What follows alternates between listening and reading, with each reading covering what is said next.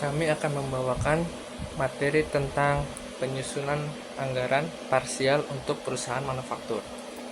Pertama, saya akan menjelaskan tentang latar belakang. Dalam dunia bisnis, penyusunan anggaran sangat penting untuk mengelola keuangan perusahaan. Anggaran parsial memberikan fokus pada bagian-bagian tertentu dari anggaran keseluruhan, seperti anggaran operasional. Hal ini sangat relevan untuk perusahaan manufaktur dan merencanakan dan mengontrol biaya produksi. PPT ini atau presentasi ini bertujuan untuk: pertama, tujuan tugas. Tujuan dari tugas ini adalah menyusun anggaran parsial untuk perusahaan manufaktur dengan fokus pada anggaran penjualan produksi, bahan baku, dan tenaga kerja langsung. Metode pengumpulan data dan asumsi, yaitu data historis dan asumsi-asumsi yang relevan dikumpulkan dari sumber-sumber terpercaya dan dianalisis untuk proyeksi anggaran. Metode pengumpulan data meliputi analisis tren, identifikasi faktor-faktor yang mempengaruhi penjualan, dan proyeksi penjualan. Nah, setelah itu ada perencanaan penjualan, yaitu saya akan bahas tentang analisis tren. Analisis tren penjualan historis dilakukan dengan melihat data penjualan selama 3 tahun terakhir. Data ini mencakup volume penjualan, harga jual, dan faktor-faktor eksternal yang mempengaruhi penjualan seperti musiman, kondisi ekonomi, dan kompetisi. Di sini ada tabel contohnya selama 3 tahun, yaitu 2001 dan 2022 dan 2023. Untuk 2021 memiliki volume penjualan 40.000, harga jual per unitnya yaitu sekitar $95, dan total penjualannya 3.800.000 dolar. Untuk yang tahun 2022 adalah volume penjualannya 42.000 dengan harga jual per unit $98 dan memiliki total penjualan sekitar 4.116.000. Untuk yang 2023 volume penjualannya itu sekitar 44.000 dan harga jual per unitnya $100, dan total penjualannya adalah sekitar 4.400.000 dolar. Perencanaan penjualan proyeksi penjualan. Proyeksi penjualan untuk 4 kuartal berikutnya dilakukan berdasarkan tren historis dan asumsi-asumsi yang realistis. Faktor-faktor yang mempengaruhi proyeksi ini termasuk perubahan permintaan pasar dan strategis pemasaran.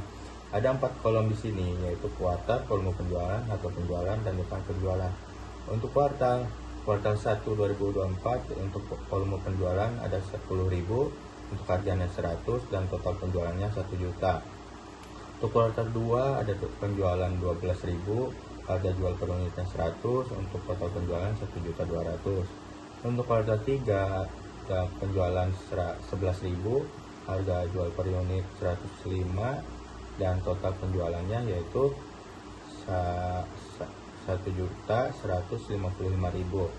Dan kuartal 4 untuk volume penjualannya yaitu 13.000 dan harga jual per unitnya 105, total penjualannya yaitu 1.365.000. Untuk kuartal 5 volume penjualannya 13.000 dan harga per unitnya kosong, total penjualannya yaitu 4.720.000. Perencanaan penjualan. Laporan perencanaan penjualan. Laporan ini mencakup justifikasi asumsi yang digunakan dalam proyeksi penjualan, tabel proyeksi penjualan, dan analisis dalam mengenai faktor-faktor yang mempengaruhi penjualan. Untuk anggaran penjualan, tabel anggaran penjualan, yang mana tabel anggaran penjualan disusun berdasarkan perencanaan penjualan yang mencakup volume penjualan dan harga jual per unit untuk setiap kuartal.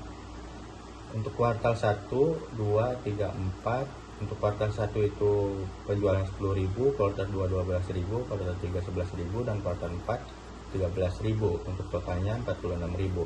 Dan untuk harga jual kuartal 1 100, kuartal 2 100, kuartal 3 105, kuartal 4 105. Untuk total penjualan kuartal 1 1 juta, kuartal 2 1.200.000, kuartal 3 1.155.000, kuartal 4 1.365.000. Untuk seluruh totalnya yaitu ada di angka 4.720.000.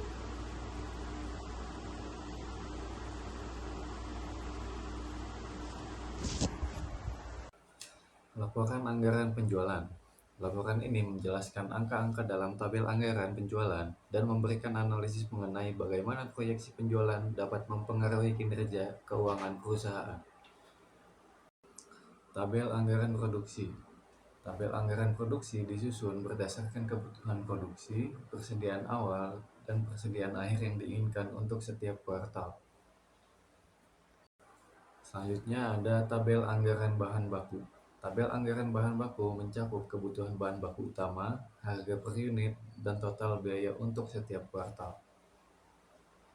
Baik, di sini ada anggaran tenaga kerja langsung yang dimana tabelnya itu tabel anggaran tenaga kerja langsung mencakup jumlah dari tenaga kerjanya, jam kerjanya, dan upah per jam untuk setiap kuartal. Nah, sini ada kuartalnya. Kuartal 1 itu jumlah tenaga kerjanya di angka 50 sehingga jam kerjanya di 8.000 dan upah per jamnya di $15 sehingga total biayanya $120.000. Nah, untuk kuartal 2 Q2 itu jumlah tenaga kerjanya di 52 sehingga jam kerjanya itu 8.320 dan upah per jamnya sama di $15. Nah, total biayanya itu di $124.800. Nah, untuk kuartal 3 itu ada di 51 untuk jumlah tenaga kerjanya. Kemudian jam kerjanya di 8.160 dan upah per jamnya juga sama di $15 sehingga total biayanya ada di $122.400. Nah, untuk kuartal 4 itu jumlah tenaga kerjanya di 55 sehingga jam kerjanya itu di 8.800 dan upah per jamnya itu $15 sama. Dan sehingga total biayanya itu di $132.000. Sehingga total dari semuanya jumlah tenaga kerjanya itu ada di 208. Totalnya itu jumlah tenaga kerja di 208, jam kerja di 33.280, untuk upah per jamnya ini 0 dan total biayanya keseluruhannya di $499.200. Kemudian ini ada anggaran tenaga kerja langsung, laporan anggarannya gitu ya. Nah, ini mencakup total biaya tenaga kerja dan analisis mengenai bagaimana tenaga kerja langsung itu dapat mendukung produksi yang direncanakan. Kemudian ada kesimpulan yang dimana kesimpulan ini itu mencakup ringkasan temuan dari setiap bagian anggaran dan bagaimana mereka saling berhubungan dalam mencapai suatu tujuan keuangan dari perusahaan itu. Kemudian saran atau rekomendasinya yaitu untuk memperbaiki anggaran di masa depan berdasarkan analisis yang telah dilakukan. Itu aja dari saya, kurang lebihnya mohon maaf. Terima kasih. Wassalamualaikum warahmatullahi wabarakatuh.